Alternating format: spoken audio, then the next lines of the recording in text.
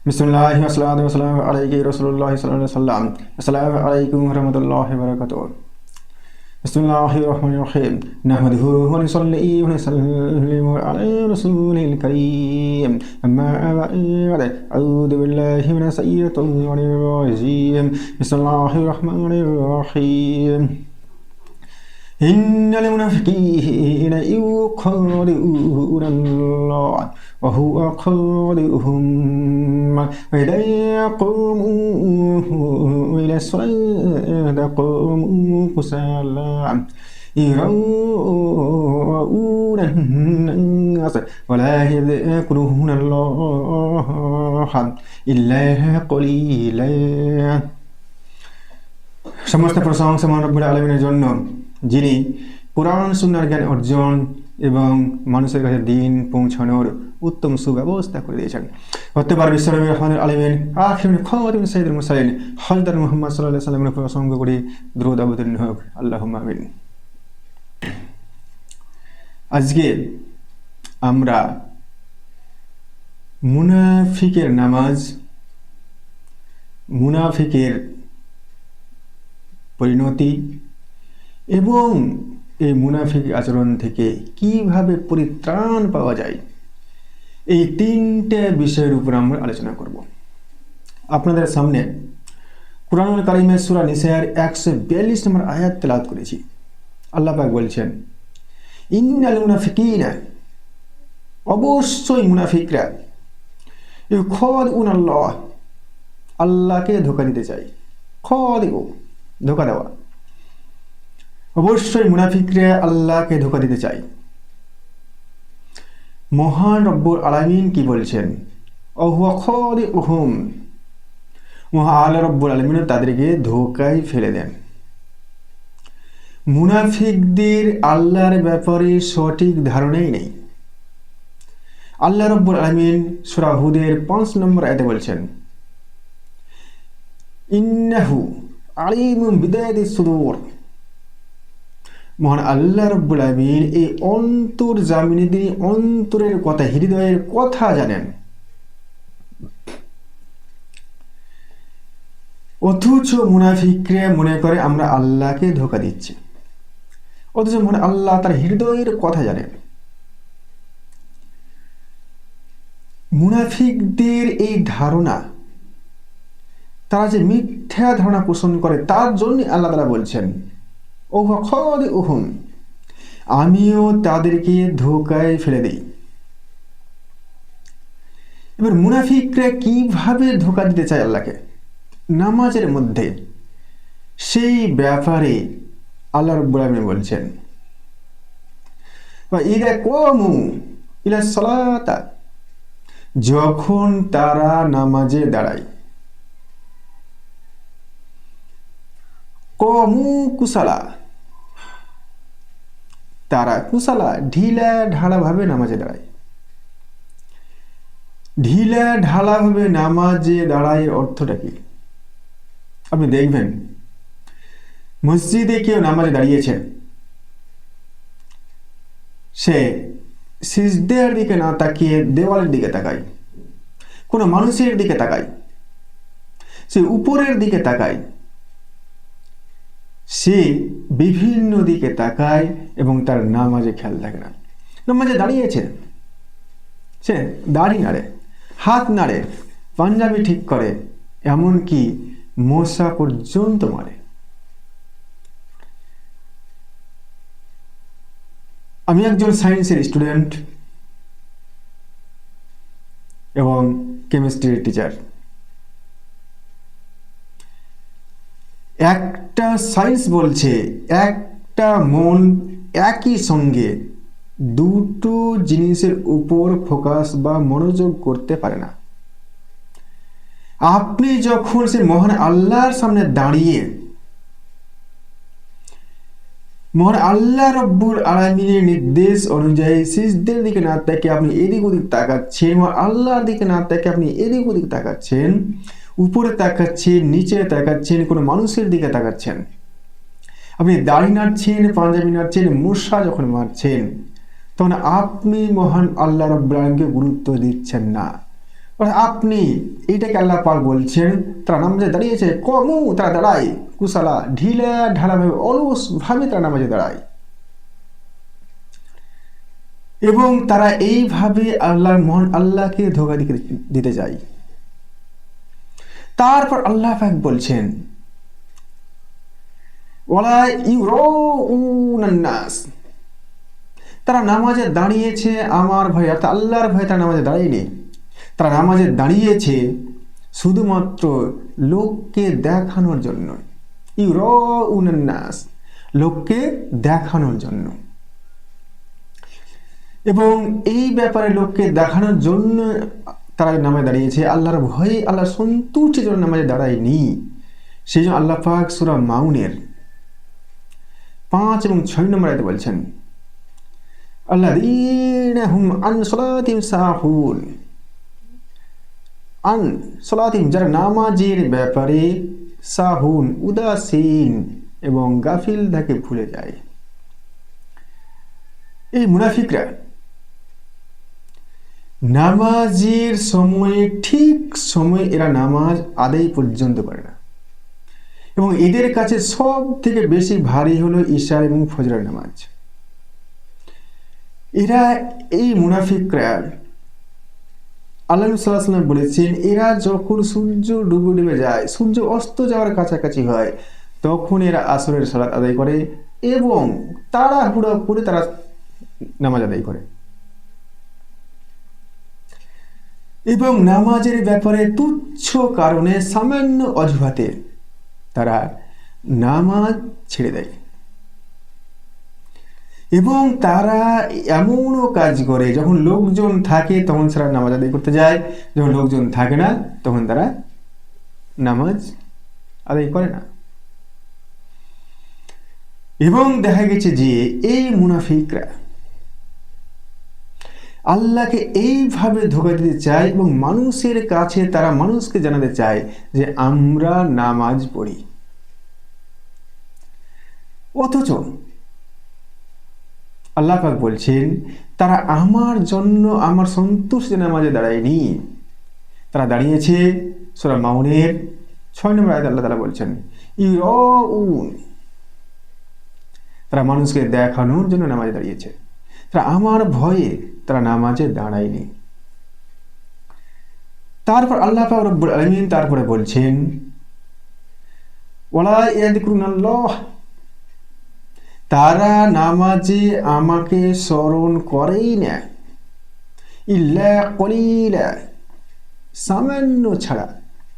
অর্থাৎ এই মুনাফিকরা নামাজে আল্লাহকে খুব কমই স্মরণ করে থাকে এবং তাদের মন এদিক ওদিক বেশিরভাগ সময় ছড়িয়ে ছিটিয়ে থাকে। আপনাদের সামনে একটা এক্সাম্পল দিই, বুঝতে আরো বেশি সুবিধা হবে। একজন হাজী সাহেব, 70 বছর হাজী সাহেব, ঈশারের নামাজ আদায় করছে জামাতে। ইমাম সাহেব সালাম ফিরিয়ে দিয়েছেন। সালাম ফেরানোর পরে মুক্তাদিগণের মধ্যে বিতর্ক শুরু হয়েছে। কেউ বলছে নামাজ 3 রাকাত হয়েছে, কেউ বলছে নামাজ 4 রাকাত হয়েছে। 70 বছরের বৃদ্ধ হাজী সাহেব তিনি বলছেন নামাজ 3 রাকাতই হয়েছে। ইমাম সাহেব তাকে বললেন আপনি এত আত্মবিশ্বাস, এত কনফিডেন্সিয়ালি কি করে বলছেন নামাজ 3 রাকাত হয়েছে? তখন সেই হাজী সাহেব উত্তর দিচ্ছেন আমার 4টি দোকান আছে, ঈশার নামাজের 4 রাকাত নামাজে আমি প্রত্যেক রাকাতে একটা করে দোকানের হিসাব করে 4 রাকাতে 4টি দোকানের হিসাব করি, কিন্তু আজকে আমার 3টি দোকানের হিসাব হয়েছে, 4 নাম্বার দোকানের হিসাব হয়নি, অতএব নামাজ 3 রাকাতই হয়েছে। আপনি চিন্তা করুন যে এই সব নামাজিরা আল্লাহকে ধোঁকা দেওয়ার জন্য নামাজে দাঁড়ায়, আল্লাহকে স্মরণ না করে সে দোকানের হিসাব নিয়ে ব্যস্ত থাকে বা কোনো দুনিয়ার হিসাব নিয়ে যখন ব্যস্ত থাকবে আল্লাহকে স্মরণের পরিবর্তে, কারণ এরা মুনাফিকের দলে পড়বে এবং এরাই হলো মুনাফিক। এবং এরা আল্লাহকে ধোঁকা দেওয়ার জন্য নামাজে দাঁড়িয়েছে, তারা মানুষকে দেখানোর জন্য নামাজে দাঁড়িয়েছে, যে মানুষ যাদের মনে করে এরা নামাজি। এই হলো মুনাফিকের নামাজ। এবং আপনারা মসজিদে বা যেখানে দেখবেন এইভাবে মুনাফিককে আপনি চিনতে পারবেন। এবার এই মুনাফিকদের পরিণতি সম্পর্কে 2 নম্বর পয়েন্ট, মুনাফিকদের পরিণতি সম্পর্কে আল্লাহ পাক কি বলছেন। আল্লাহ রাব্বুল আলামিন সূরা তাওবার 80 নম্বর আয়াতে বলছেন, আল্লাহ রাসূল সাল্লাল্লাহু আলাইহি সাল্লামকে, হে আমার রাসূল, এই মুনাফিকদের ব্যাপারে আপনি যদি আমার কাছে একবার মানে 70 বার পর্যন্ত দোয়া করে হাত তুলে, আমি আল্লাহ দোয়া কবুল করব না। তাদের ব্যাপারে কখনো সুপারিশ কখনো কবুল করব না। আল্লাহ রাব্বুল আলামিন তারপরে সূরা তাওবার 84 নম্বর আয়াতে বলছেন, এই মুনাফিকদের জানাজার নামাজ পড়া আল্লাহ পাক নিষেধ করেছেন। এই মুনাফিকদের ব্যাপারে কোন রকম জানাজার নামাজ পড়া যাবে না, আল্লাহ পাক নিষেধ করে দিয়েছেন। এবং আল্লাহ পাক রব্বুল আলামিন মুনাফিকদের পরিণতি কি হবে তার সম্পর্কে সূরা নিসার 145 নম্বর আয়াতে বলেছেন, ইন্নাল মুনাফিকিনা ফি দারকিল আসফালি মিনান নার, এই মুনাফিকরাই থাকবে জাহান্নামের সর্বনিম্ন স্তরে, এবং এরা কাফের চাইতেও খারাপ এবং কাফেরের চাইতেও জাহান্নামের নিচু স্তরে থাকবে। চিন্তা করুন, অথচ এই দুর্ভাগ্যজনকভাবে এই মুনাফিক হয় কোনো কাফের নয়, কোনো মুশরিক নয়, এই মুসলমান, এই মুসলিমদের মধ্যেই মুনাফিক হয়।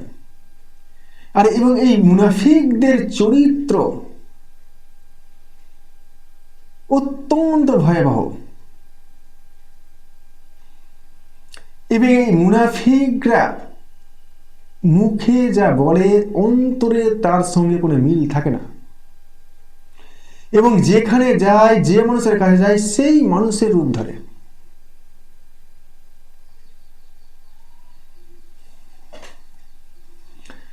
আল্লাহ রাব্বুল আলামিন এই মুনাফিকদের ব্যাপারে এতটাই কঠোর, এতটাই নির্মম, কারণ এই মুনাফিকরাই ইসলামের সবচাইতে বেশি ক্ষতি করেছে। এই কারণে আল্লাহ পাক সূরা নিসার 145 নম্বর আয়াতে ঘোষণা দিয়েছেন, ইন্নাল মুনাফিকিনা ফি দারকিল আসফালি মিনান নার, এই মুনাফিকরাই থাকবে জাহান্নামের সবচাইতে নিম্ন স্তরে, এবং এরা কাফের চাইতেও খারাপ। এবার আমরা আসি 3 নম্বর পয়েন্টে, এই মুনাফিক থেকে কি করে আমরা পরিত্রাণ পাব। এই পরিত্রাণ, মুনাফিক থেকে পরিত্রাণ পাওয়ার জন্যই আল্লাহ পাক সুনির্দিষ্টভাবে আপনাকে আমাকে নামাজ আদায় করতে বলেছেন। আল্লাহ পাক বলছেন সূরা বাকারা 43 নম্বর আয়াতে, আকিমুস সালাহ, তোমরা নামাজ কায়েম করো, নামাজ প্রতিষ্ঠা করো। আপনি আমি নামাজ প্রতিষ্ঠা কিভাবে করব? কায়েম করার অর্থ হলো দাঁড়ানো। আপনি নামাজে আল্লাহর সামনে যা বলছেন তার উপরে আপনি দাঁড়িয়ে থাকেন। যেমন সূরা, একটা উদাহরণ আপনাকে দিই, সূরা ফাতিহার 5 নম্বর আয়াত আমরা বলি, তেলাওয়াত করি, ইহদিনাস সিরাতাল মুস্তাকিম, হে আল্লাহ তুমি আমাদেরকে সোজা সরল পথে পরিচালিত করো। তারপরে আয়াতে 6 নম্বর আয়াতে আল্লাহ তাআলা ব্যাখ্যা দিচ্ছেন, সিরাতাল্লাযীনা আনআমতা আলাইহিম, তোমার অনুগ্রহ প্রাপ্ত বান্দা, তোমার নিয়ামত প্রাপ্ত বান্দা, তোমার পুরস্কার প্রাপ্ত বান্দারা যে পথে চলেছিল তুমি আমাদেরকে সেই পথে পরিচালিত করো। আল্লাহ রাব্বুল আলামিন এই নিয়ামত প্রাপ্ত বান্দা কারা? সূরা নিসার 69 নম্বর আয়াতে ব্যাখ্যা দিয়েছেন, মিনান নবীনা ওয়াস সিদ্দিকিনা ওয়াস শুহাদা ওয়াস সালিহিন, সমস্ত নবীগণ, মিনান নবীনা সমস্ত নবীগণ, ওয়াস শুহাদা আল্লাহর রাস্তায় জিহাদ করে যারা শহীদ হয়েছে তারা, ওয়াস সিদ্দিকিনা সমস্ত সিদ্দিকগণ, ঈমান আনার পরে যারা সৎ ব্যক্তিবর্গ ও সলেহীন এবং যারা সলিহীন বান্দা, এই 4 জন ব্যক্তিকে আল্লাহ তার নিয়ামত প্রাপ্ত বান্দাদের অন্তর্ভুক্ত করেছেন। এবং আপনি নামাজের আল্লাহকে বলে দিলেন যে এই 4 জন ব্যক্তি যে পথে চলেছিল, হে আল্লাহ তুমি আমাকে সেই পথে পরিচালিত করো। আপনাকে এই 4 জন ব্যক্তি যে পথে চলেছিল সেই পথে আল্লাহ রাব্বুল আলামিন কুরআন এবং হাদিসে, কোরআন এবং সুন্নাহর মাধ্যমে আপনাকে আমাকে গাইডলাইন দিয়েছেন। সেই গাইডলাইন অনুযায়ী আপনাকে আমাকে চলতে হবে। নামাজকে প্রতিষ্ঠা করতে হবে, নামাজকে কায়েম করতে হবে, নামাজে দাঁড়িয়ে থাকতে হবে এবং আল্লাহর সামনে যা বলছি তার উপর দাঁড়িয়ে থাকতে হবে। এবার দাঁড়িয়ে থাকার তারপর আল্লাহ তাআলা বলছেন নামাজ কায়েম করো, নামাজ প্রতিষ্ঠা করো, নামাজের উপর দাঁড়িয়ে থাকো। এই দাঁড়িয়ে থাকবো তখন নামাজকে আমি যদি হেফাজত করতে পারছি। আল্লাহ রাব্বুল আলামিন সূরা বাকারার 238 নম্বর আয়াতে বলছেন, হাফিজু আলাস সালাহ, তোমরা নামাজকে হাফিজু, সংরক্ষণ করো, নামাজকে প্রোটেকশন করো। আমি নামাজকে প্রোটেকশন করবে কি করে, সংরক্ষণ করবে কি করে? আল্লাহ রাব্বুল আলামিন সূরা আনকাবুতের 35 নম্বর আয়াতে বলছেন, ইন্নাস সালাতা তানহা আনিল ফাহশাই ওয়াল মুনকার। ইন্নাস সালাত, অবশ্যই নামাজ, তানহা বিরত রাখে, ফাহশা অশ্লীল, ওয়াল মুনকার পাপ কাজ থেকে। যে কোনো অশ্লীল এবং যে কোনো পাপ কাজ নামাজকে শেষ করে দেয়, নামাজকে ধ্বংস করে দেয়। এই কারণে আপনাকে আমাকে যে কোনো অশ্লীল এবং পাপ কাজ থেকে বিরত থাকতে হবে। তাহলে আমি নামাজকে সংরক্ষণ করতে পারবো, হেফাজত করতে পারবো। তারপর আল্লাহ রাব্বুল আলামিন বলছেন,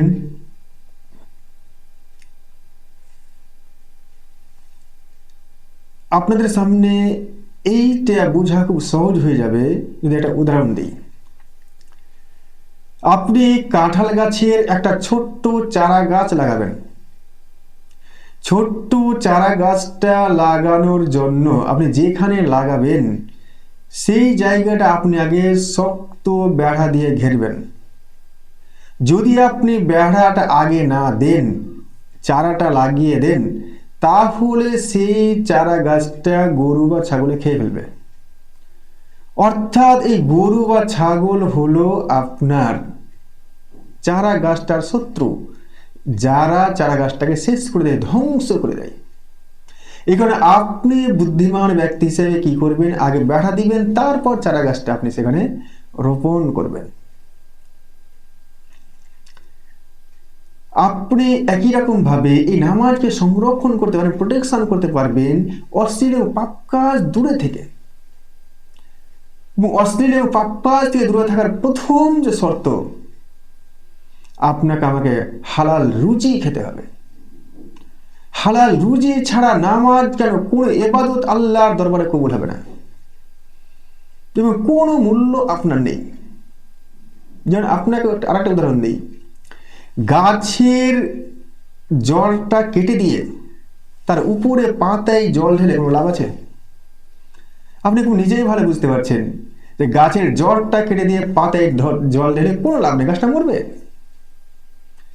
এরকম একই রকম ভাবে আপনি যদি হারাম রুজি খান আর উপরে আপনি যত ইবাদত করেন, আপনার কোনো ইবাদত কোনো কাজে আসবে না, জাহান্নাম অবধারিত। এই কারণে আপনার আমার প্রথম কাজ হলো হালাল রুজি খাওয়া।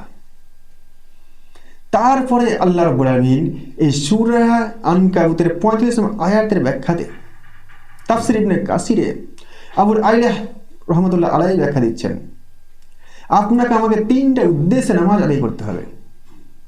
নাম্বার 1, শুধুমাত্র আল্লাহর সন্তুষ্টির জন্য নামাজ আদায় করতে হবে।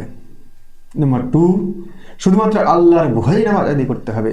আল্লাহর ভয়ে যদি আপনি নামাজ আদায় করেন, খুজুর সাথে যদি আপনি নামাজ আদায় করেন, তাহলে সেই নামাজ আপনি যখন আদায় করছেন, তারপরে নামাজ থেকে বেরিয়ে আপনি যখন পাপ কাজে লিপ্ত হতে যাবেন, আপনার মনে পড়ে যাবে যে আমি আল্লাহকে ভয় করি, তৎক্ষণ আপনি পাপ থেকে বিরত থাকবেন। এইটাই আল্লাহর ভয়ে নামাজ পড়া। 3 নাম্বার, নামাজে কোরআন কারীম তেলাওয়াত করা হয়। আপনি যখন নামাজে কোরআন কারীম তেলাওয়াত করছেন, তখন নামাজে কোরআন কারীম আপনাকে আদেশও করেছে, নিষেধও করেছে। আপনাকে হালাল পথ বলেছে, হারাম পথ বলে দিয়েছে। আপনাকে হারাম জিনিস বর্জন করে হালাল পথটাকে আপনাকে বাঁচতে হবে। যেসব নিষেধ করেছেন সেসব দূরে থাকতে হবে। যা আদেশ করেছে মহান রব্বুল আলামিন এবং তার রাসূল, আপনাকে মানতে হবে। সেই অনুযায়ী চলতে পারলে নামাজকে আমরা কয়েম করতে পারবো, প্রতিষ্ঠা করতে পারবো, নামাজকে আমরা হেফাজত করতে পারবো। আল্লাহর সন্তুষ্টির জন্য আল্লাহর ভয়ে নামাজ আমরা পড়বো এবং আমরা কোরআন হাদিসের সঠিক দায়িত্ব যদি পালন করতে পারি, ইনশাআল্লাহ আমরা এই মুনাফিক থেকে পরিত্রাণ পাবো এবং আল্লাহ রাব্বুল আলামিন ইনশাআল্লাহ আমাদের প্রতি করে সন্তুষ্ট থাকবেন।